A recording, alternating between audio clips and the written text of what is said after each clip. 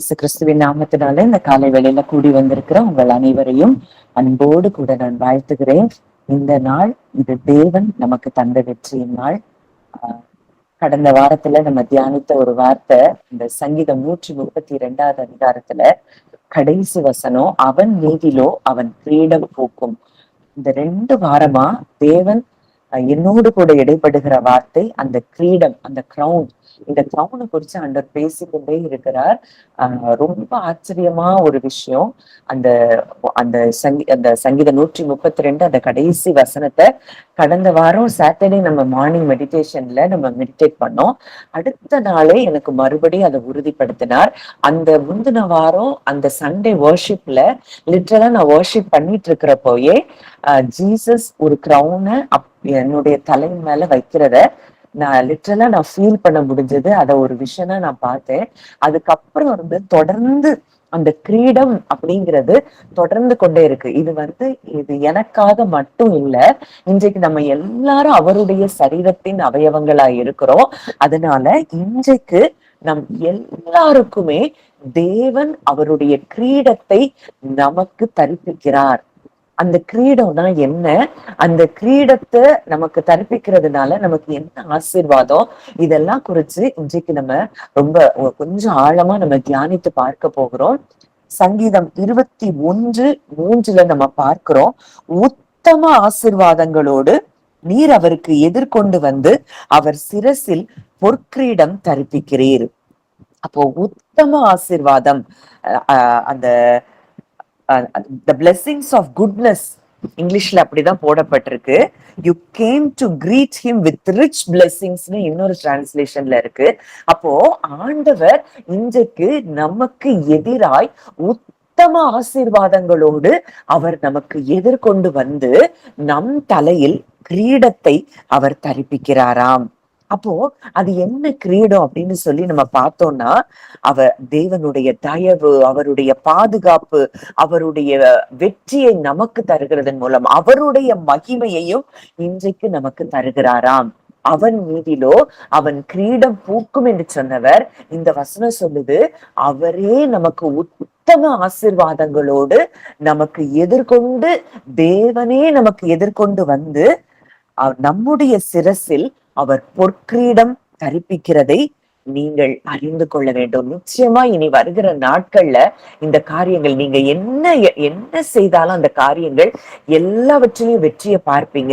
எல்லா காரியங்கள்லயும் தேவ தயவு உங்களோடு இருந்து வழி நடத்துகிறதை நீங்க பார்ப்பீங்க. தேவ பாதுகாப்பு உங்களோடு கூட இருந்து உங்களை ஒவ்வொரு நொடி பொழுதும் உங்களை பாதுகாக்கிறதை நீங்கள் பார்க்க முடியும். பொற்கிரீடம், அந்த பொன் அப்படின்னாலே அது ஒரு சிம்பல் ஆஃப் க்ளோரி. அவர் கிரீடம் தரிப்பிக்கிறார். அந்த வசனத்துல அவன் மீதிலோ அவன் கிரீடம் பூக்கும்னு இருக்கு. ஆனா இந்த வசனத்துல அவர் சிரசில் பொற்கிரீடம் தரிப்பிக்கிறீர். இந்த பொன், இந்த கோல்டு அப்படிங்கிறதே எதை குறிக்குதுன்னா மகிமையை குறிக்கிறது. கோல்டுனாலே க்ளோரி, அந்த குளோரிய குறிக்குது, அத்தாரிட்டி, பவரை குறிக்குது. தேவன் நம்ம மேல, தேவன் இன்றைக்கு அந்த கிரீடத்தை நமக்கு தலையில் வைக்கிறதன் மூலம் அவர் நம்மளை அப்ரூவ் பண்ணி இருக்கிறாரு.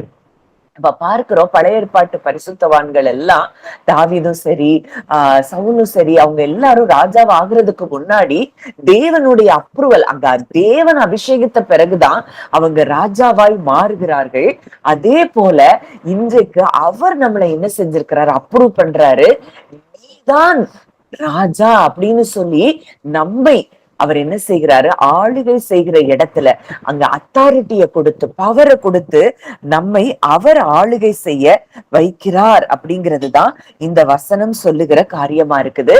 இன்றைக்கு அந்த மகிமை, தேவ மகிமையை இன்றைக்கு அவர் நமக்கு கொடுக்கிறாராம்.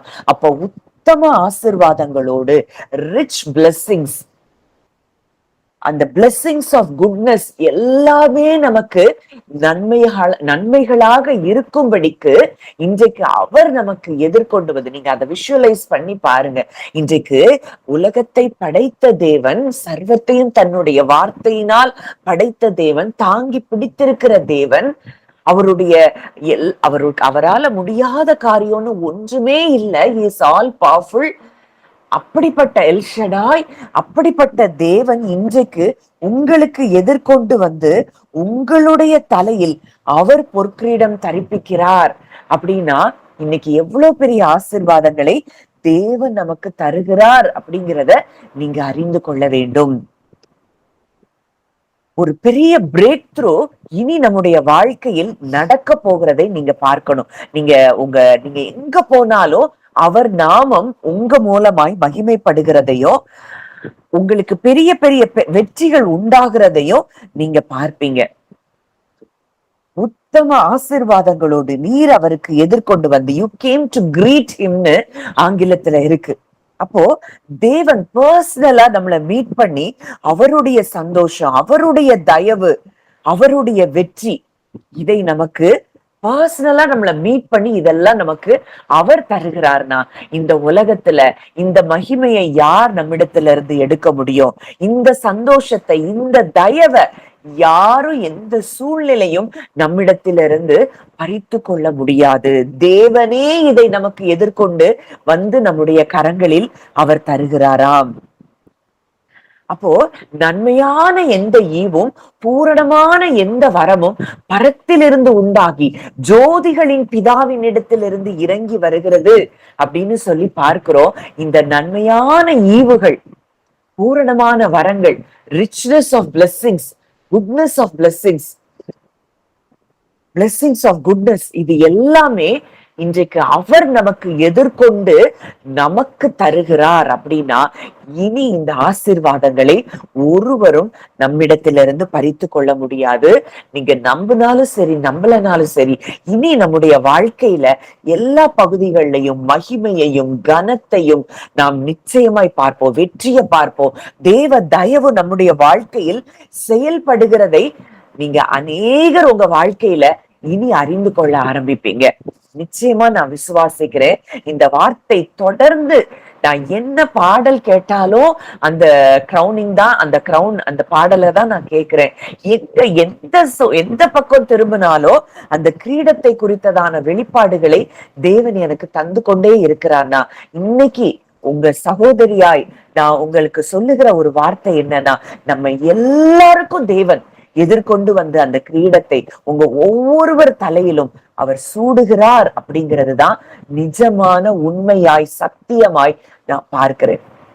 ஏன்னா இப்படி ஒரு கன்ஃபர்மேஷன் எனக்கு எந்த நாளும் கிடைத்ததில்லை. இந்த 2 வாரங்களா தொடர்ந்து இந்த கிரீடத்தை குறித்து ஆண்டவர் பேசி கொண்டிருக்கிறார்னா நிச்சயம் என்னோடு இணைக்கப்பட்ட என்னுடைய சகோதரர்களுக்கு ஆண்டவர் கொடுக்கிற ஒரு வாக்கு தத்துவம், உத்தம ஆசீர்வாதங்களோடு தேவன் எதிர்கொண்டு வந்து உங்க ஒவ்வொருவர் தலையிலையும் அந்த கிரீடத்தை அவர் சூட்டுகிறதை நீங்கள் கண்டு நீங்க அத வெளியரங்கமா நீங்க பார்ப்பீங்க. உங்களுக்கு தேவன் செய்ய போகிற நன்மைகளின் நிமித்தம், உங்களுக்கு தேவன் செய்ய போகிற அந்த தயவு, இரக்கம், கிருபை, பாராட்டுகள், அந்த வெற்றிகள், இது எல்லாவற்றிலும் தேவன் தான் என்னை முடிசூட்டி இருக்கிறார் அப்படிங்கிறத நீங்க உணரக்கூடிய நாட்களுக்குள்ள தேவன் கொண்டு வருகிறார் என்பதுதான் நிஜம். நிச்சயமா நான் விசுவாசிக்கிறேன். இந்த நாளுக்கு பிறகு நிறைய சாட்சிகளை நம்ம கேட்க போகிறோம். A crown of pure gold, பொற்கிரீடம், பியோர் கோல்டு, சுத்த தங்கத்தினாலான ஒரு கிரீடத்தை அவர் நமக்கு தரிப்பிக்கிறார்னா அது ஒரு ராயல்டி, ஒரு ஒரு அந்த அந்த அங்கீகாரத்தை அவர் நமக்கு கொடுக்கிறார். ராஜாவின் ஜெய கம்பீரத்தை அவர் நமக்கு கொடுக்கிறார். அங்கே தயவு நமக்கு இருக்கிறது, அங்க நமக்கு ட்ரையம்ஃப், விக்டரி நமக்கு இருக்குது. அப்போ தேவனே அன்றைக்கு எப்படி அங்க தாவீத அந்த மற்ற சகோதரர்கள் எல்லாரையும் அங்க சாமுவேலுக்கு முன்பாக அவனுடைய தகப்பன் வரப்பண்ணினார்.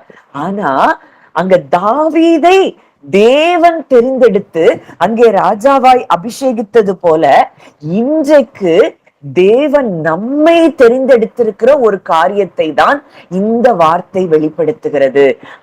அத்தனை பேரையும் அந்த 7 சகோதரர்களோ அவங்க அவ்வளோ ராஜ தோரணையில தான் இருக்கிறாங்க, அவ்வளவு பெருசா இருக்கிறாங்க. அவங்கள பார்த்தாலே ராஜாவை போல இருந்தா கூட தேவன் அவர்களை புறக்கணித்து தள்ளி மனுஷன் முகத்தை பார்க்கிறான், கர்த்தரோ இருதயத்தை பார்க்கிறார் அப்படின்னு சொல்லி இருதயத்தை பார்த்து தாவீதை அபிஷேகம் பண்ணின தேவன் இன்றைக்கு நம் ஒவ்வொருவரையும் பார்த்து இன்றைக்கு தேவ நீதியை பெற்ற ஜனங்களாய் நாம் இருக்கிறோம். நம்ம ஒவ்வொருவரையும் பார்த்து நம்ம ஒவ்வொருவர் மேலையும் அன்பு வைத்து அவர் நமக்கு இந்த பொற்கிரீடத்தை அவர் தரிப்பிக்கிறார் என்றால் எப்படி தாவீதுக்கு ஒருவேளை அபிஷேகம் பண்ணப்பட்ட உடனே அந்த அந்த ராஜ்யபாரம் அவனுக்கு கிடைக்கல. ஆனா ஒரு நாள் வந்தது, அத்தனை ஜனங்களும் அவனை ராஜாவாய் ஏற்றுக்கொண்டதை நாம் வேதத்துல நம்ம பார்க்கிறோம். அப்போ இந்த காரியங்களை தேவன் இன்றைக்கு நமக்கும் செய்கிறார் அப்படிங்கிறது தான் அது நிஜமான சத்தியம், உண்மை, உத்தம ஆசீர்வாதங்களோடு. நீங்க அதை கண்ணை மூடி நீங்க இமேஜின் பண்ணீங்கன்னா உங்க ஒவ்வொருத்தரும் நீங்க லிட்ரலா ஃபீல் பண்ண முடியும். இயேசு கிறிஸ்துவே வந்து உங்க தலையின் மேல அந்த பொற்கிரீடத்தை அவர் சூட்டுகிறதை நீங்கள் பார்க்க முடியும். அங்க 1 சாமுவேல் 16வது அதிகாரத்துல அங்க சாமுவேல் அபிஷேகம் பண்ணுகிறார்.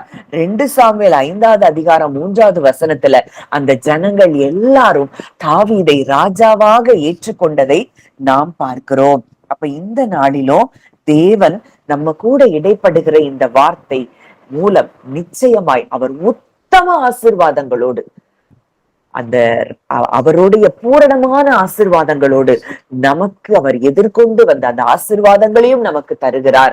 நம்மை ஆளுகை செய்யவும் தேவன் வைக்கிறார் என்பதை நாம் அறிந்து கொள்ள வேண்டும். வாசிக்கலாம். எஸ்தர் 2வது அதிகாரம் 17வது வசனம். எஸ்தர் புஸ்தகத்திலிருந்து 2வது அதிகாரம் 17வது வசனத்தை நாம் வாசிக்கலாம். சகல ஸ்திரீகளை பார்க்கிலும் எஸ்தர் மேல் அன்பு வைத்தான். சகல கன்னிகளை பார்க்கிலும் அவளுக்கு அவன் சமூகத்தில் அதிக தயையும் பட்சமும் கிடைத்தது. ஆகையால் அவன் ராஜ கிரீடத்தை அவள் சிரசின் மேல் வைத்து அவளை வஸ்தியின் ஸ்தானத்திலே பட்டத்து ஸ்திரீயாக்கினான். ராஜா சகல ஸ்திரீகளை பார்க்கிலும் எஸ்தர் மேல் அன்பு வைத்தான். இத நீங்க ஒவ்வொருத்தரும் இது ராஜான்னு அகாஸ்வேரு ராஜாவை குறித்து சொல்லப்பட்டிருந்தாலும் இந்த கால வேளையில பரிசுத்த ஆவியானவர் நம்மோடு கூட இடைப்படுகிற ஒரு வார்த்தை, நம்ம தேவனாகிய ராஜாதி ராஜா நம்ம மேல என்ன செய்திருக்கிறாராம்? மிகுந்த அன்பு வைத்து அங்க பார்க்கிறோம், சகல கன்னிகைகளை பார்க்கிலும் அவளுக்கு அவன் சமூகத்தில் அதிக தயையும் பட்சமும் கிடைத்தது. இன்றைக்கு நம் தேவாதி தேவன், நம் ராஜாதி ராஜாவாகிய இயேசு கிறிஸ்துவினுடைய கண்களில் நமக்கு அதிக தயையும் பட்சமும் கிடைத்திருக்கும் என்றால், எஸ்தர் என்னெல்லாம் விரும்பினாலும் அதையெல்லாம் அந்த ராஜா செய்தார்னா, இன்றைக்கு உங்க கண்கள், அவருடைய கண்கள்ல நம்ம ஒவ்வொருவருக்கும் இந்த தயையும் பட்சமும் நமக்கு கிடைத்திருப்பது உண்மையானால் நம்முடைய எல்லா விருப்பங்களையும் அவர் நிறைவேற்றி தருகிற நல்ல தகப்பனாய் இருக்கிறார் என்பதை நாம் அறிந்து கொள்ள வேண்டும். ஒரு மனுஷன் அந்த அகாஸ்வேரு ராஜாவுக்கு அந்த ராணியின் மேல அவ்வளவு அன்பு, அவ்வளவு தயையும் பட்சமும் வைக்கிறான். அவன் அந்த எஸ்தர் ராஜ சமூகத்துல வந்து நின்னப்போ அவன் கேக்குறான், எஸ்தர் ராஜாத்தியே, உன் வேண்டுதல் என்ன? உன் விண்ணப்பம் என்ன? நீ ராஜ்யத்துல பாதி கேட்டா கூட அதை நான் உனக்கு தருவேன். அந்த அளவுக்கு அந்த ராஜாவுக்கு அந்த ராணியின் மேல, எஸ்தர் ராணியின் மேல எஸ்தர் அவ்வளவு ஒரு அன்பு வைத்திருக்கிறான். இன்றைக்கு நம்மை அழைத்த இந்த ராஜாதி ராஜாவாகிய தேவன் இன்னைக்கு அவரையே நமக்கு கொடுத்து நமக்காக சிலுவையில அத்தனை கஷ்டங்களையும் பாடுகளையும் அனுபவித்து இன்றைக்கு அவரையே நமக்கு கொடுத்திருப்பார் என்றால், இன்றைக்கு எவ்வளவு பெரிய தயையும் பட்சமும் நம்மேல் அவர் பாராட்டுகிறார் என்பதை நாம் அறிந்து கொள்ள வேண்டிய இடத்துல நம்ம இருக்கிறோம். அங்க பார்க்கிறோம், சகல கன்னிகைகளை பார்க்கிலும் அவளுக்கு அவன் சமூகத்தில் அதிக தயையும் பட்சமும் கிடைத்தது. இன்னைக்கு நீங்க மனுஷங்களுடைய அப்ரூவலுக்காக நீங்க நிறைய பேர் காத்து கொண்டு இருக்கலாம். ஐயோ, இவங்க என்னைய நேசிக்கலையே, இவங்க என்னை தள்ளுறாங்க, நான் அவங்களை எப்படி நேசிக்கிறேன், ஆனா அந்த அன்பு அவங்கள்ட்ட இருந்து எனக்கு கிடைக்கலையே. இப்படி எல்லாம் நீங்க ஒருவேளை ஒரு கவலையோட இருக்கலாம், ஒரு துக்கத்தோட இருக்கலாம். ஆனா ஆண்டவர் சொல்றாரு, மகளே, என்னுடைய கண்களில் என் சமூகத்துல உனக்கு அதிகமான தயையும் பட்சமும் உண்டாயிருக்கிறபடியினாலே என்னுடைய ராஜ கிரீடத்தை நான் உன் சிரசின் மேல் வைக்கிறேன் அப்படிங்கிறத தேவன் இன்றைக்கு நம்மோடு கூட இடைப்படுகிறதை நான் பார்க்கிறேன். அப்போ இன்றைக்கு வெளிப்படுத்துதல் 1வது அதிகாரம் 6வது வசனத்துல பார்க்கிறோம், நம்மிடத்தில் அன்பு கூர்ந்து நம்முடைய பாவங்களற நம்மை கழுவி நம்மை பிதாவாகிய தேவனுக்கு முன்பாக நம்மை ராஜாக்களும் ஆசாரியர்களுமாய் அவர் மாற்றி இருக்கிறாராம். அப்போ நம்மிடத்தில் அவர் அன்பு கூர்ந்திருக்கிறபடியினாலே, அந்த அன்புனா இது சாதாரணமான, நம்ம என்ன நினைக்கிறோம், இந்த உலக அன்பை வைத்து தேவனுடைய அன்பை நம்ம கணக்கு பார்க்கிறோம். இந்த உலக அன்பு அது ஒரு ஒரு லெவலுக்கு தான், எதையோ எதிர்பார்த்து செய்கிற ஒரு அன்பாதான் உலக அன்பு இருக்குது. ஆனா எதையுமே எதிர்பார்க்காதபடி நம்மை நேசிக்கிற ஒரு ஆழமான அன்புடைய ஒரு தகப்பனை நாம் பெற்றிருக்கிறோம் என்பதை நம்ம அறிந்து கொள்ளும் போதுதான் நம்ம என்ன செய்ய முடியும், இந்த ஆசீர்வாதங்களை அவர்கிட்ட இருந்து பெறும்போதும் அவருக்கு நாம் நன்றி அறிவுள்ளவர்களாய் நம்ம இருக்க முடியும். இந்த அன்பு புரியலைன்னா எத்தனை ஆசீர்வாதங்கள் நம்ம வாழ்க்கையில வந்தாலும் அதை நம்ம புரிந்து கொள்ள முடியாத இடத்துலதான் இருப்போம். அன்றைக்கு இஸ்ரவேல் ஜனங்களுக்கு அத்தனை ஆசீர்வாதங்களை தேவன் தந்தப்ப கூட அவருடைய அன்பு அவங்க உணரல. அந்த அற்புதத்தை பார்த்தாங்க, அந்த அற்புதத்தை பார்த்து உடனடியா அவரை துதிக்கிறாங்க. ஆனா சூழ்நிலை மாறின உடனே அவங்களுடைய இருதயமும் கடினப்படுகிறதை நாம் பார்க்கிறோம். இன்றைக்கு அவருடைய அன்பை நாம் ஆழமாய் அறிந்து கொள்ளும் போது தேவனுடைய அந்த அந்த அளவற்ற ஆசீர்வாதங்களை நாம் சுதந்திரிக்கவும் முடியும், அந்த அன்புல நம்ம நிலைத்து நிற்கவும் முடியும். அந்த பழைய அந்த அந்த காலத்துல எல்லாம் ஏன்ஷியன்ட் அந்த கிரீக் அந்த நாட்கள்ல பந்தயத்துல ஜெயிக்கிறவங்களுக்கு கிரீடத்தை அவங்க தரிப்பிக்கிறத பார்க்கிறோம். அப்போ இன்றைக்கும் நம்ம தலையில அந்த கிரீடம் தரிப்பிக்கப்படுகிறது அப்படின்னா நாம் ஜெயிக்கிறவர்களாய் இருக்கிறபடியினாலே அந்த கிரீடம் நமக்கு தரிப்பிக்கப்படுகிறது. இன்றிலிருந்து நீங்க செய்கிற எல்லா காரியங்களும் அது ஜெயமாகத்தான் இருக்கும்.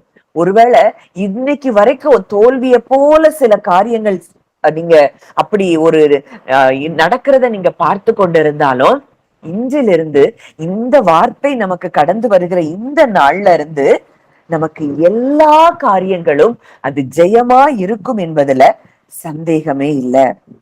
அப்போ இத ஒரு லைன்ல நம்ம சொல்லணும் அப்படின்னா, இந்த தேவன் உத்தம ஆசீர்வாதங்களோடு நமக்கு எதிர்கொண்டு வந்து நம்முடைய சிரசில் அவர் பொற்கிரீடம் தரிப்பிக்கிறார் அப்படிங்கிறத அவர் எப்படி சொல்லுகிறார்னா, மகளே, மகனே, நீ என்னுடையவள், நீ என்னுடையவன், நான் உன்னை மகிமைப்படுத்துவேன், நீ எனக்குள் எப்பொழுதும் வெற்றி சிறக்கிறவள்.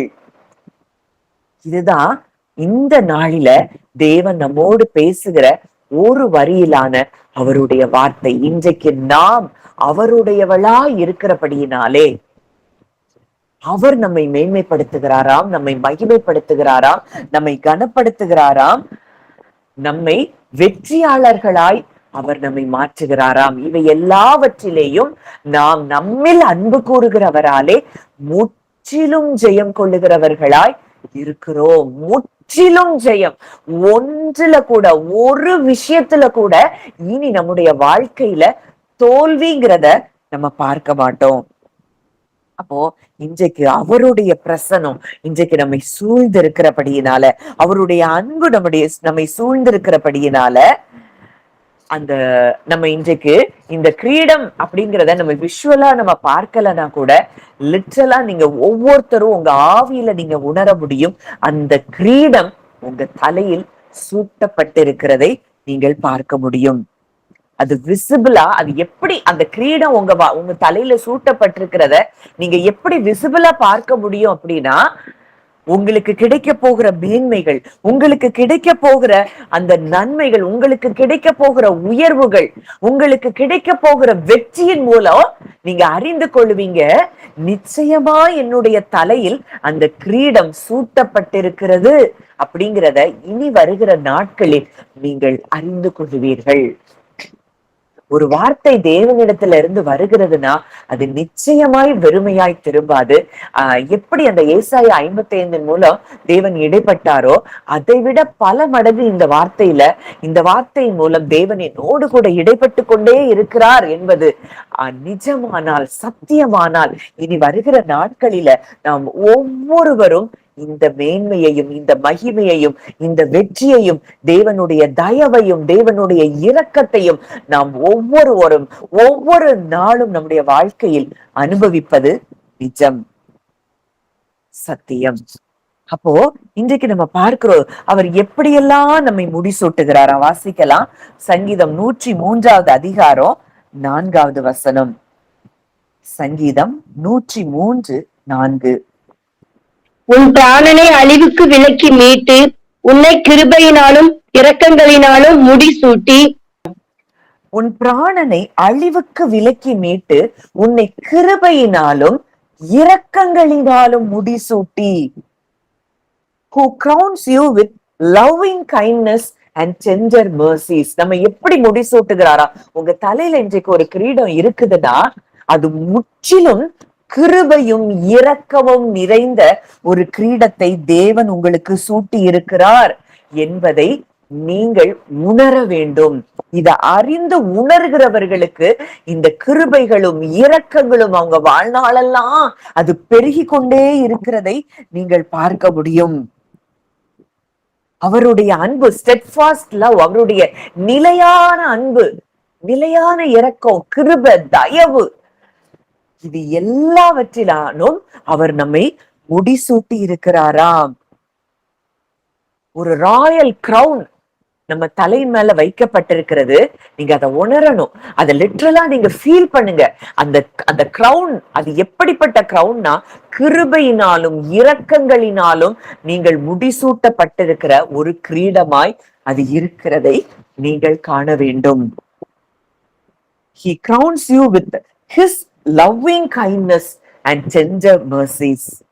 With love and compassion. அவருடைய மனதுருக்கம் உங்க தலையின் மேல கிரீடமாய் சூட்டப்பட்டிருக்கிறதுனா இன்னைக்கு உங்க ஒவ்வொரு இருதயத்தின் ஏக்கம், விருப்பம் எல்லாவற்றுக்கும் அவர் மனதுருகுகிற தேவனாய் இருக்கிறார். அப்படிப்பட்ட கிரீடத்தை தான் அவர் இன்றைக்கு நமக்கு சூட்டி இருக்கிறார்.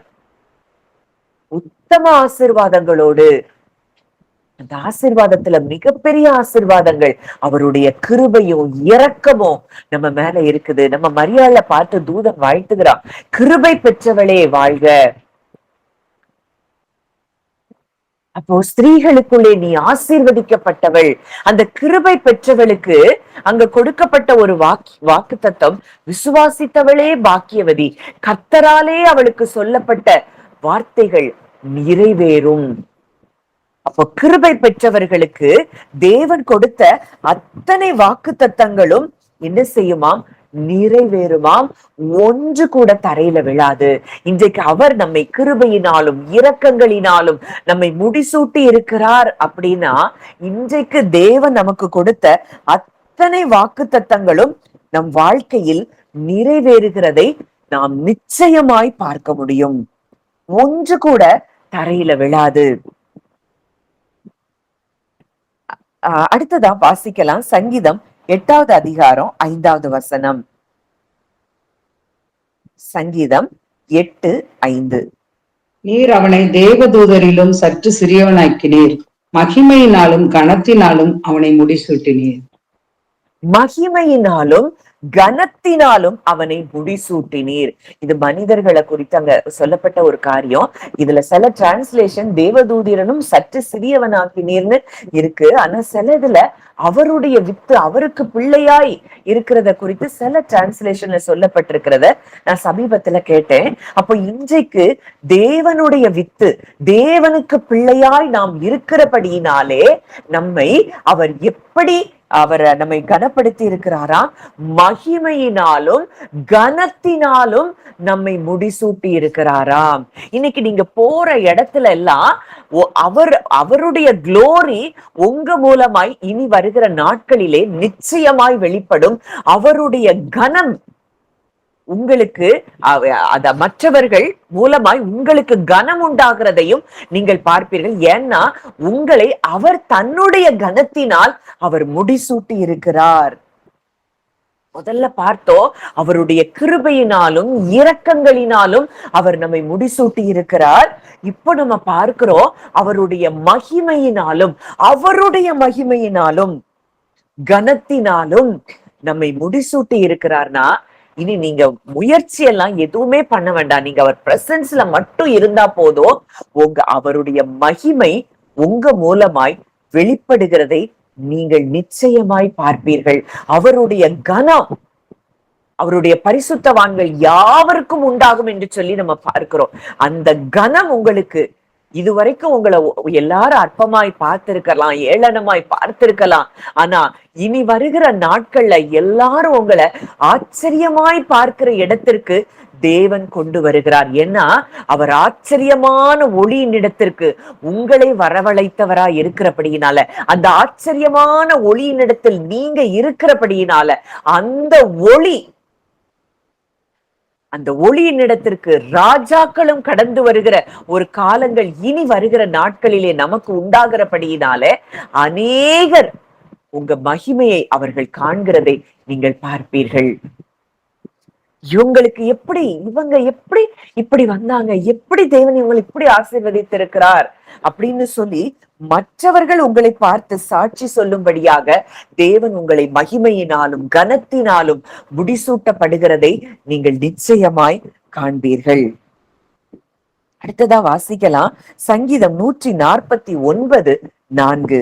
சங்கீதம் 149:4. கர்த்தர் தம்முடைய ஜனத்தின் மேல் பிரியம் வைக்கிறார், சாந்த குணமுள்ளவர்களை ரட்சிப்பினால் அலங்கரிப்பார். இங்க அலங்கரிப்பார்னு இருக்கு. இங்க ஒரு டிரான்ஸ்லேஷன்ல எப்படி கொடுத்திருக்கு அப்படின்னா, he crowned them with glory. he crowns the humble with victory. தாழ்மை உள்ளவர்களுக்கு அவர் என்ன செய்கிறாராம்? வெற்றியினால் அவர் அலங்கரிக்கிறாராம். அப்போ இந்த தாழ்மை அப்படின்னா அவருடைய வார்த்தையை அப்படியே ஏற்றுக்கொள்ளுகிறவர்கள், அவர்கள்தான் தாழ்மை உள்ளவர்கள். இந்த வார்த்தையை நீங்க ஏற்றுக்கொண்டீங்க அப்படின்னா, இந்த வார்த்தையை தாழ்மை, ஆமா இன்றைக்கு தேவன் இந்த வார்த்தையின் மூலமாய் என்னோடு கூட இடைப்படுகிறார், பேசுகிறார் அப்படின்னு சொல்லி நீங்க ஏற்றுக்கொள்ளுவீங்க அப்படின்னா நிச்சயமாய் அவர் உங்களை ரட்சிப்பினால், உங்களை வெற்றியினால் அவர் அலங்கரிக்கிறாராம். அப்போ இந்த தாழ்மை உள்ளவர்களுக்கு தேவன் கிருபை அளிக்கிறார் அப்படின்னு சொல்லி பார்க்கிறோம். தாழ்மை உள்ளவர்களுக்கு தேவன் வெற்றியினால் அவர்களை அலங்கரிக்கிறார், அவர்களை ரட்சிப்பினால் அலங்கரிக்கிறார். நீங்க இன்னைக்கு அதாவது ரட்சிப்புங்கிற அந்த காரியம் என்னன்னா பாதுகாப்பு, விடுதலை, இது எல்லாமே இந்த ரட்சிப்புங்கிற வார்த்தைக்குள்ள அடங்கி இருக்கிறது. இன்றைக்கு நீங்க இந்த வார்த்தைகளை தாழ்மையா ஏற்றுக்கொள்வீர்கள் என்றால் நிச்சயமாய் இந்த வெற்றியையும் இந்த ரட்சிப்பையும் அவருடைய பாதுகாப்பையும் நாம் பெற்றிருக்கிறோம். அந்த கிரௌனை நம்ம பெற்றிருக்கிறோம். கிருபையினால் இரக்கங்களினால் முடிசூட்டின தேவன், மகிமையினாலும் கனத்தினாலும் நம்மை முடிசூட்டின தேவன் இன்றைக்கு ரட்சிப்பினால் நம்மை முடிசூட்டுகிறார். He crowns us with his victory. He crowns us with his salvation. அவருடைய ரட்சிப்பினால் நம்மை அலங்கரிக்கிறார். He will beautify அப்படின்னு சொல்லி இன்னொரு டிரான்ஸ்லேஷன் கொடுத்திருக்குது. அவர் நம்மை அலங்கரிக்கிறாரா, அவருடைய ரட்சிப்பினால் நம்மை அலங்கரிக்கிறார். அடுத்ததா நம்ம பார்க்கிறோம் ஏசாயா 35வது அதிகாரம் 10வது வசனம். ஏசாயா 35:10. கர்த்தரால் மீட்கப்பட்டவர்கள் திரும்பி ஆனந்த களிப்புடன் பாடி சீயோனுக்கு வருவார்கள்.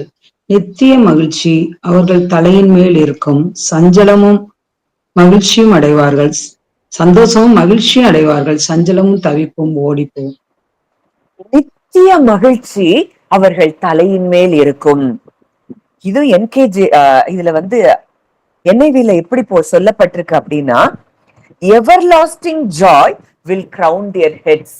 நித்திய மகிழ்ச்சி நித்திய மகிழ்ச்சியினால் அவர்கள் தலை அந்த அந்த கிரீடம் சூட்டப்பட்டிருக்கும். நித்திய மகிழ்ச்சியின் கிரீடம் அவர்கள் தலையில சூட்டப்படும். இத நீங்க நல்ல ஒவ்வொரு வார்த்தைகளையும் நீங்க தியானித்து பாருங்க. நித்திய மகிழ்ச்சி. இந்த நாள்ல இருந்து சூழ்நிலைகளை பார்த்து நீங்க சோர்ந்து போக மாட்டீங்க. ஆண்டவர் சொல்றாரு, நம்ம மீட்கப்பட்டவர்கள், கர்த்தரால் மீட்கப்பட்டவர்கள். இன்றைக்கு நம்ம எல்லாருமே நித்திய ஆவியினாலே தம்மை தாமே பழுதற்ற பலியாக ஒப்பு கொடுத்த கிறிஸ்துவினுடைய ரத்தம் நம்மை பூரணமாய் மீட்டிருக்கிறது உண்மை என்றால், இன்றைக்கு நம்ம சியோனில் நம்ம இருக்கிறது உண்மையானால், எபிரேயர் 12, 22, 23, 24 பார்க்கிறோம். நீங்களோ சியோன் மலையின் இடத்திற்கும் நம்ம சியோனுக்கு நம்ம வந்திருப்பது உண்மையானால், நித்திய மகிழ்ச்சி நம்ம தலையில் கிரீடமாய் சூட்டப்பட்டிருக்கிறது. சஞ்சலமும் சந்தோஷமும் மகிழ்ச்சியும் அடைவார்கள். இந்த சூழ்நிலையை பார்த்தெல்லாம் நமக்கு சந்தோஷம் மகிழ்ச்சி இருக்காது. நம்ம எப்பொழுதுமே இந்த ஜாயில நம்ம நிரம்பி இருப்போம். சந்தோஷமும் மகிழ்ச்சியும் அடைவார்கள், சஞ்சலமும் தவிப்பும் ஓடி போகும். ஏன்னா நம்ம கர்த்தரால் மீட்கப்பட்டிருக்கிறோம், சியோனுக்குள்ள வந்துட்டோம், அன்பின் குமாரனுடைய ராஜ்யத்துக்குள்ள வந்துட்டோம்னா இனி நம்மை ஆளுகை செய்வது அவர்தான் அப்படிங்கிற இடத்துக்கு நம்ம அவரிடத்துல நம்ம ஃபுல்லா சரண்டர் பண்ணும்போது நம்ம இந்த நித்திய மகிழ்ச்சிக்குள்ளாக, இந்த நித்திய மகிழ்ச்சியின் கிரீடத்தை தேவன் நமக்கு சூட்டி இருக்கிறதை நாம் பார்க்க முடியும். அப்போ நம்ம பார்த்தோம், கிருபையினாலும் அந்த கிரவுன், இன்னைக்கு நம்ம தலையில வைத்திருக்கிற அந்த கிரீடம், அந்த கிரீடத்துல எழுதப்பட்டிருக்கிற ஒவ்வொரு வார்த்தை கிருபை, இரக்கம், மகிமை, கனம், வெற்றி. இப்ப பார்த்தோம் நித்திய மகிழ்ச்சி. இதெல்லாம் நீங்க நோட் பண்ணி வைங்க. நிச்சயமாய் இந்த நாள்ல இருந்து இந்த காரியங்கள் எல்லாம் உங்களுக்கு வாய்க்கிறதை நீங்கள் பார்ப்பீர்கள். அடுத்ததா சங்கீதம் 65:11. சங்கீதம் 65:11. வருஷத்தை உம்முடைய நன்மையினால் முடிசூட்டுகிறீர். சரிதானடா? ஆமா, அதான். உமது பாதைகள் நெய்யாய் பொழிகிறது. You crown the year with your goodness. அப்போ இன்னைக்கு இந்த முடிசூட்டப்பட்டிருக்கிறது தான் நம்ம போகிற இனி இந்த வருஷங்கள் எல்லாம் எப்படிதான் இருக்கும்? அவருடைய நன்மையினால் முடிசூட்டப்பட்ட வருஷங்களாகத்தான் நமக்கு இருக்கும். இத ஒரு நாள் கூட நீங்க மறந்து போக வேண்டாம். தாவீது சொல்றாரு, நான் ஜீவனுள்ளோர் தேசத்திலே கர்த்தருடைய நன்மையை காண்பேன் என்று விசுவாசியாதிருந்தால் கெட்டு போயிருப்பேன். நீங்க ஒண்ணு விசுவாசிக்கணும், நிச்சயமாய் நான் ஜீவனுள்ள இந்த தேசத்துல, இந்த பூமியில நான் நன்மைகளை மாத்திரமே காண்பேன். ஏன்னா வருஷத்தை அவர் என்ன செய்திருக்கிறாராம்? நன்மையால் முடிசூட்டு இருக்கிறாராம். அப்போ இன்றைக்கு அவரால் முடிசூட்டப்பட்டிருக்கிற நாம் கிருபையினாலும் இரக்கங்களினாலும் மகிமையினாலும் கனத்தினாலும் வெற்றியினாலும் நித்திய மகிழ்ச்சியினாலும் முடிசூட்டப்பட்டிருக்கிற நாம், நம்முடைய வருஷங்கள் இனி எல்லாமே எப்படிதான் இருக்கும்? நன்மையாகத்தான் நிரம்பி இருக்கும். அதனாலதான் பார்க்கிறோம், நீதிமானுடைய பாதை நடுப்பகல் வரைக்கும் பிரகாசிக்கிற சூரிய பிரகாசம் போல அதிகமாய் அது வெளிச்சமா இருக்குமா. இனி நம்முடைய வாழ்க்கையில இருளுக்கு அதிகாரம் இல்லை. இதை நம்ம உணரணும். You crown the year with your goodness. ஏசாயா 62வது அதிகாரம் 3வது வசனம் நம்ம பார்ப்போம். ஏசாயா 62:3. நீ கர்த்தருடைய கையில் அலங்காரமான கிரீடமும் உன் தேவனுடைய கரத்தில் ராஜ முடியுமாய் இருப்பாய். வசனம் தெளிவா சொல்லுது. இன்றைக்கு நம்ம எங்க இருக்கிறோம்? நாமே கர்த்தருடைய கரத்தில் அலங்காரமான கிரீடமாய் நாம் இருக்கிறோமாம். தேவனுடைய கரத்துல இருக்கிற ராஜ முடியாய் நாம் இருக்கிறோம். ஆண்டவர் நம்மளை எப்படி பார்க்கிறாரா? நம்மைத்தான் அவர் கிரீடமாய் பார்க்கிறார். எவ்வளவு பெரிய ஒரு பாக்கியத்தை பெற்ற ஜனங்களாய் நம்ம இருக்கிறோம். நம்ம இன்னைக்கு தலையில நம்ம கிரீடம் சூட்டப்பட்டிருக்கிறதுங்கிறதப்போ அதை தியானிக்கிறப்பயே அவ்வளவு சந்தோஷம். இன்றைக்கு ஆண்டவருக்கு சந்தோஷம். நம்ம தான் அவருக்கு அவர் கையில இருக்கக்கூடிய அலங்காரமான கிரீடமாய் அவர் பார்க்கிறார். நம்மள வேல்யூபிளா பார்க்கிறாரு, நம்மள அலங்காரமா அவர் பார்க்கிறாரு. அவருடைய கரத்துல நம்ம ராஜ முடியாய் நம்ம இருக்கிறோம். அப்போ அவர் கரத்துல நம்ம அலங்காரமான கிரீடம் அப்படின்னா என்ன அப்படின்னா, அவருடைய மகிமை இந்த பூமியில நம் மூலமாய் வெளிப்படுத்துகிறதை அந்த சொல்லுகிற காரியமாய் இருக்கிறத நம்ம பார்க்கிறோம்.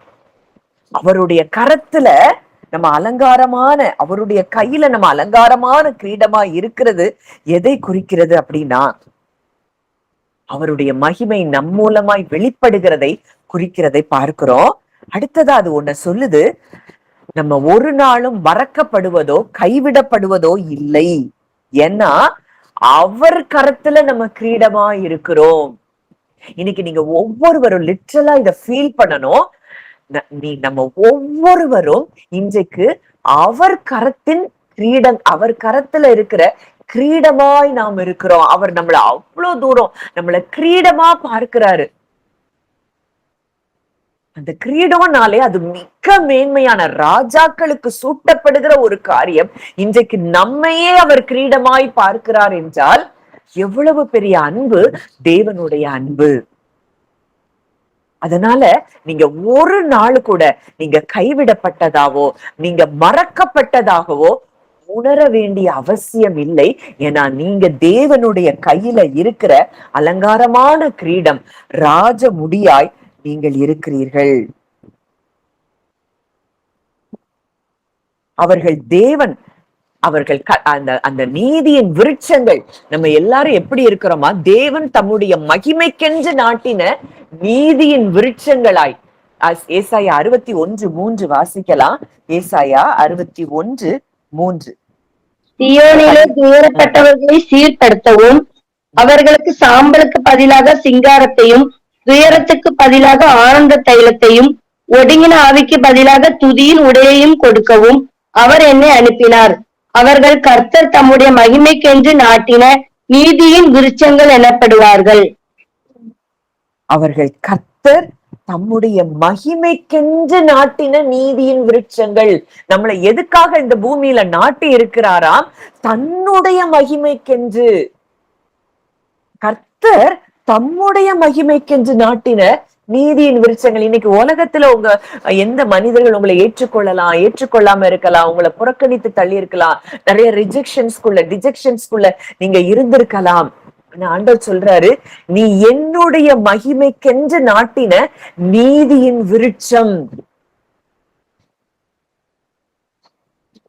அப்போ இன்றைக்கு அந்த நீதியின் விருட்சமாகிய நாம் அவருடைய கரத்தில் இருக்கிற ராஜ முடியாய், அலங்காரமான கிரீடமாய் நாம் இருக்கிறோம் என்றால் நம்ம எந்த நாள்ல அவர் நம்மை கைவிட முடியும், நம்மை விட்டு விலக முடியும், நம்மை அவர் மறக்க முடியும்?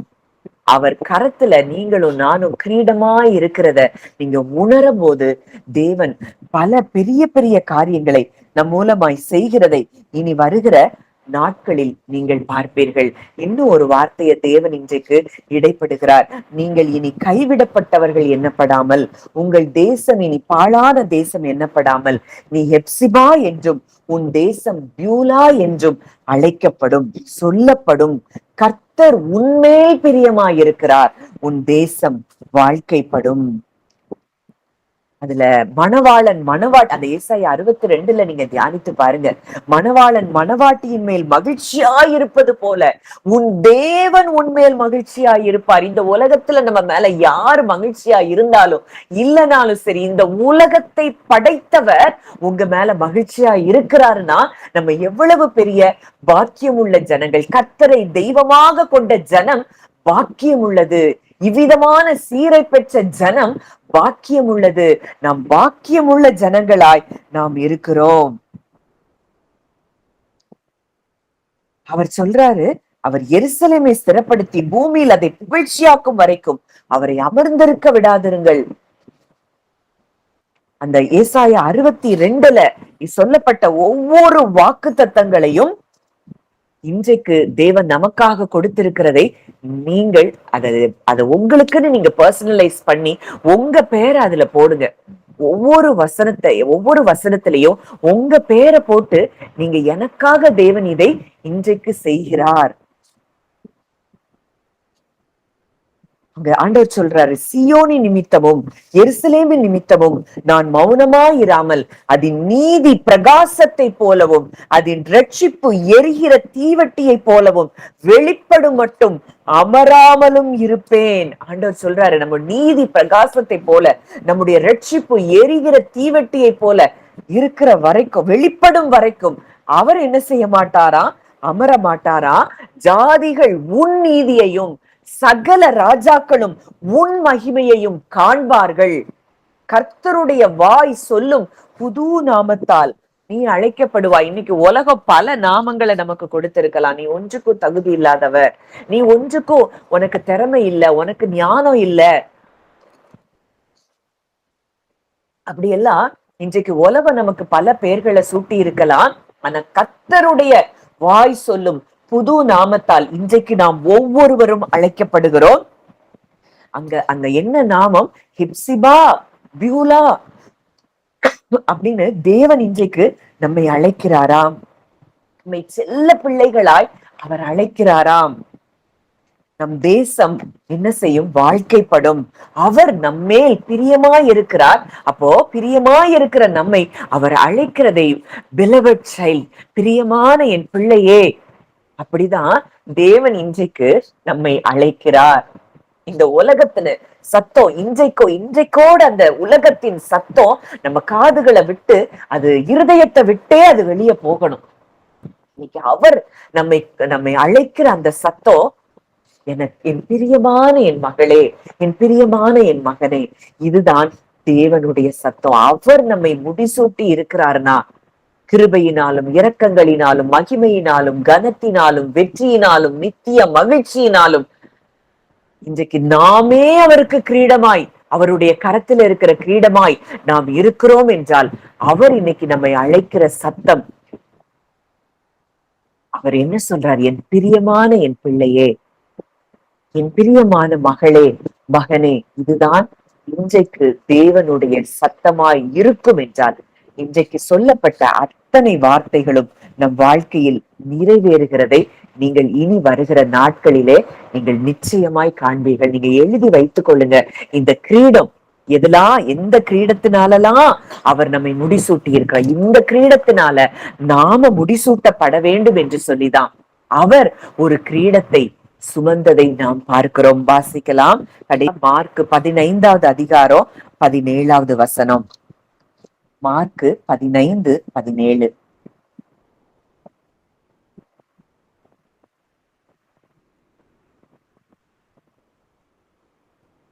சிவப்பான மேலங்கியை அவருக்கு உடுத்தி முள்முடியை பின்னி அவருக்கு சூட்டி. அப்போ இந்த கிரீடத்தை நம்ம பெறணுங்கிறதுக்காக அவர் என்ன செய்தாரா? அவர் தலையில முட்கிரீடத்தை அவர் சூட்டுவதற்கு தன்னை அர்ப்பணித்தாராம். என் பிள்ளைக்கு இந்த கிரீடத்தை நான் சூட்டணும், என் பிள்ளைய நான் மகிமையினாலோ கனத்தினாலோ கிருபையினாலோ இரக்கங்களினாலோ நித்திய மகிழ்ச்சியினாலோ வெற்றியினாலோ நான் முடிசூட்ட வேண்டும் என்பதற்காக அவர் தன்னுடைய சிரசில் அவர் பொற்கிரீடத்தை அவர் அந்த முட்கிரீடத்தை அவர் சூடி இருக்கிற ராஜாதி ராஜா சகல மேன்மையையும் துறந்து அவர் பூமிக்கு வந்து தன்னுடைய தலையில அந்த முட்கிரீடத்தை சூட்டி இன்றைக்கு நம்முடைய தலையில பொற்கிரீடத்தை அவர் சூட்டி இருப்பார் என்றால் இந்த அன்பு போதும். இந்த உலகத்துல மற்ற எல்லா அன்பை விட மேலான அந்த அன்பை நம்ம தியானிக்க தியானிக்க தியானிக்க தியானிக்க இந்த மகிமையும் மேன்மையும் கனமும் நம்மை தேடி வருகிறதை நீங்கள் காண்பீர்கள்.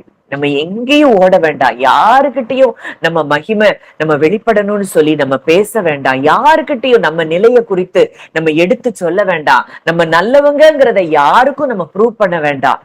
ஆனா இதை தேவனே செய்வார் என்பதை இனி வருகிற நாட்களிலே நீங்கள் நிச்சயமாய் பார்ப்பீர்கள். அவர் அவ்வளவு பாடுகளுக்குள்ள, அவ்வளவு உபத்திரவங்களுக்குள்ள அந்த சாபத்தை தன்மேல் ஏற்றுக்கொண்டு, மரத்திலே தூக்கப்பட்ட எவனும் சபிக்கப்பட்டவன் என்று எழுதியிருக்கிறபடி கிறிஸ்து நமக்காக சாபமாகி நியாயப்பிரமாணத்தின் சாபத்திற்கு நம்மை நீங்களாக்கி மீட்டு கொண்டு ஆபிரகாமின் ஆசீர்வாதங்களை இன்றைக்கு நாம் பெறும்படியாக அவர் அந்த முள்முடியையும் சிலுவையையும் அவர் சுமந்திருப்பார் என்றால் நிச்சயமாக இந்த கிரீடம் நம்முடைய தலையில் தரிப்பிக்கப்பட்டிருக்கிறதை நீங்கள் உணருங்கள். கர்த்தர் நிச்சயமாய் இந்த வார்த்தைகளின் மூலம் இந்த உங்களோடு கூட இடைப்பட்டிருக்கிறார். இந்த வார்த்தையில் சொல்லப்பட்ட அத்தனை ஆசீர்வாதங்களும் அது உங்களுக்குரியது. அதை நீங்கள் சுதந்திரித்துக் கொள்ளுகிறீர்கள் என்பதுதான் நிஜமான உண்மை சத்தியம். கர்த்தர் இந்த வார்த்தைகளின் மூலம் உங்களை பிளஸ் பண்ணி இருக்கிறாருங்கிறத நிச்சயமா நான் விசுவாசிக்கிறேன். நம்ம ஜெபிக்கலாம். நல்ல தகப்பனே, நன்றியோடு உம்மை துதிக்கிறோம், ஸ்தோத்தரிக்கிறோம் அப்பா.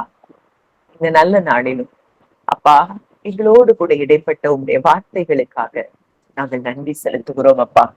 ஆண்டவரே, இந்த ஒரு குடும்பமாய் நாங்க எல்லாரும் கூடி வந்திருக்கிறோம். உங்களுடைய சரீரத்தின் அவயவங்களாய் நாங்க இந்த இடத்துல கூடி வந்திருக்கிறோம் அப்பா. தகப்பனே, இது நாள் வரைக்கும் இந்த உலகம் எங்களை எப்படி எப்படியோ பார்த்திருக்கலாம். ஆனா என்றைக்கு எங்கள் தகப்பன் எங்களுக்கு எதிர்கொண்டு வந்து எங்கள் சிரசில் இந்த பொற்கிரீடத்தை நீர் தரிப்பித்திருக்கிற இந்த நொடி பொழுதை நாங்கள் வாழ்கிறோம் அப்பா. ஆண்டவரே, இந்த உலகத்தினால எங்களுக்கு சொல்லப்பட்ட வார்த்தைகள் பைத்தியம் அப்பா. உள்ளவைகளை அவமாக்கும்படி தேவன் உலகத்தில் இழிவானவைகளையும் அற்பமானவைகளையும் தெரிந்து கொண்டார். ஆண்டவரே அப்பா, இந்த உலகம் வேண்டான்னு எங்களை தூர தள்ளி இருக்கலாம், ஆனா எனக்கு நீதான் வேணும்னு உங்க கரத்துல இருக்கிற கிரீடமா எங்களை நீர் பார்க்கிறீர் என்றால் இந்த உலகத்துல எங்களுக்கு எதுவும் இல்லப்பா, நீங்க இருக்கிறீங்க. இந்த சந்தோஷத்துல நாங்க ஒவ்வொரு நாளும் வாழ தகப்பன் எங்களுக்கு கிருபை தாங்க. இந்த சத்தியங்கள் ஆழமா எங்க இருதயத்துல, எங்க ஒவ்வொருவருடைய இருதயத்திலும் பதிக்கப்பட தேவன் கிருபை தரும்படியாய் நாங்கள் ஜெபிக்கிறோம் அப்பா. அப்பா ஆண்டவரே அப்பா, நீங்க உங்க கரத்துல இருக்கிற ராஜ முடியாய் அலங்காரமான கிரீடமாய் நாங்க இருக்கிறோம்ப்பா. அப்பா, ராஜாதி ராஜா சர்வ வல்லமை உள்ள தேவனுடைய கரத்துக்குள்ள நாங்க கிரீடமாய் இருக்கிறோம்னா இன்னைக்கு நாங்க ஒரு நாளும் கைவிடப்பட மாட்டோம். ஒரு நாளும் எங்களை நீங்க மறக்க மாட்டீங்கிறத இன்றைக்கு நாங்க அறிந்து கொண்டோம். எங்களை நீங்க புது நாமத்தால் இன்றைக்கு நீங்க எங்களை அழைக்கிறத நாங்க பார்க்கிறோம். மகளே, நான் உன் மேல பிரியமா இருக்கிறேன், நீ என்னுடைய நேச குமாரத்தி, நீ ஹெப்சிபா, நீ பியூலா அப்படின்னு எங்களை கூப்பிடுகிற சத்தத்தை நாங்கள் கேட்கிறோம் அப்பா. அப்பா, வந்த ஒவ்வொருவரையும் அப்படித்தான் நீங்க கூப்பிடுறீங்க. அது என்னுடைய காதுகள் கேட்கிறது. ரீபாலா ஹாஷல பிரஹீத லூஷரபா லேரமேஷி கல்பதி கொலூதராலி பிரஹூத ஷூரபா. அப்பா, இந்த உலகத்துல யாருமே எங்களுக்காக செய்ய முடியாத காரியங்களை எங்களுக்காக செய்திருக்கிறீங்கப்பா. அந்த தலையில முள்முடி சூட்டப்பட்டு நாங்க பொற்கிரீடம் சூட்டப்பட வேண்டும் என்பதற்காக உங்களுடைய தலையில அந்த முட்கிரீடத்தை நீர் சூட்டப்பட்டிருக்கிறத நாங்க பார்க்கிறோம் அப்பா. அந்த கிரீடம், அந்த முட்கிரீடம் சூட்டப்பட்டப்போ உங்களுக்கு எவ்வளவு வலி இருந்திருக்கும். அந்த கூர்மையான ஆணிகள் உங்க தலையில இறங்குனப்போ அப்பா, அப்ப கூட என் பிள்ளை தலையில நான் பொற்கிரீடம் சூட்டும்படியாய் இந்த கிரீடத்தை நான் சந்தோஷமாய் நான் ஏற்றுக்கொள்கிறேன் என்று எங்களுக்காக எல்லாவற்றையும் சகித்த அந்த அன்பை நாங்கள் பார்க்கிறோம் அப்பா. இந்த அன்பு மாத்திரம் எங்க வாழ்க்கையில அப்ப ஒவ்வொரு நாளும் நாங்க உணரணும்ப்பா. இந்த அன்பின் நீளம் அகலம் ஆழம் உயரம் இன்னதென்று நாங்க உணரணும். தகப்பன் எங்களுக்கு கிருபை தாங்க. ஆண்டவரே, உத்தம ஆசீர்வாதங்களோடு நீர் எங்களுக்கு எதிர்கொண்டு வந்து எங்கள் சிரசில் நீர் பொற்கிரீடத்தை இன்றைக்கு தரிப்பித்திருக்கிறீர். அந்த ஒவ்வொருவருடைய வாழ்க்கையிலும் நீர் இடைப்பட்டிருக்கிறீர் அப்பா. எங்க ஒவ்வொருவருடைய வாழ்க்கையிலும் நீர் கிருபையினாலும் இரக்கங்களினாலும் மகிமையினாலும் கனத்தினாலும் வெற்றியினாலும் நித்திய மகிழ்ச்சியினாலும் எங்களை முடிசூட்டி இருக்கிறீரப்பா. நன்றி செலுத்துகிறோம். அந்த ஒவ்வொருவரையும் மனதார உங்க பிள்ளையா நான் பிளஸ் பண்றேன். இந்த வார்த்தைகள் இனி வருகிற நாட்களில அவருடைய வாழ்க்கையில சுதந்திரித்துக் கொள்ள கர்த்தர் கிருபை தருவீராக. உங்களுடைய கரங்களிலே அப்பா ஒவ்வொருவரையும் ஒப்பு கொடுக்கிறோம். கர்த்தர் ஆசீர்வதித்து வழி நடந்தும் இயேசுவின் மூலம் கேட்கிறோம் ஜீவனுள்ள நல்ல பிதாவே. ஆமென், ஆமென்.